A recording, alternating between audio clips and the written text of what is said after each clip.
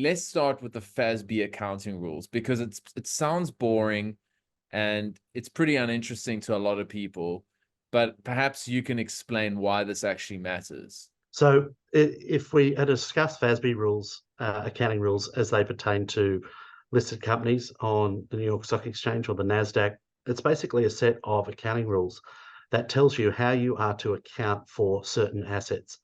And when it comes to Bitcoin, how you are to account for Bitcoin, I believe, is grossly unfair. And this is why the changes are coming in. And this is what Michael Saylor has been talking about, in that under the current system of accounting rules across the US, if you hold Bitcoin on your balance sheet, you have to hold that, you have to determine the value of that at the lowest price it's been since you purchased it. So let's take the curious case of Michael Saylor as an example. You had him purchase Bitcoin at roughly $30,000. Then the price fell to $15,500. And now we're sitting at circa $40 plus thousand dollars.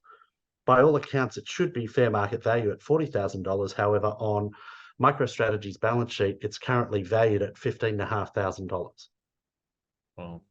Now, that is grossly unfair.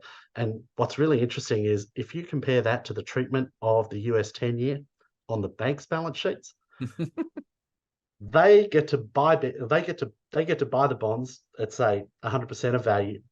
They can drop by 20% in value, which is what we talked about last episode.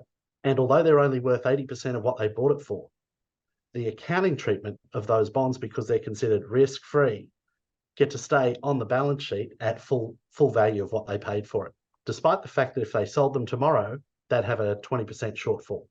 And therein lies the problem. So you've got one asset treated very poorly and, with huge disadvantage when it comes to accounting practice, versus another asset being the US bond treated with kid gloves and given every sort of preferential treatment that it can on the balance sheet. So the changes that are coming later this year are going to mean that there's a much fairer system of accounting for having Bitcoin on your balance sheet. And the flow-on effect for that is that it's going to make it far more palatable for large corporates to now start putting that on their balance sheet as a treasury asset or treasury management tool.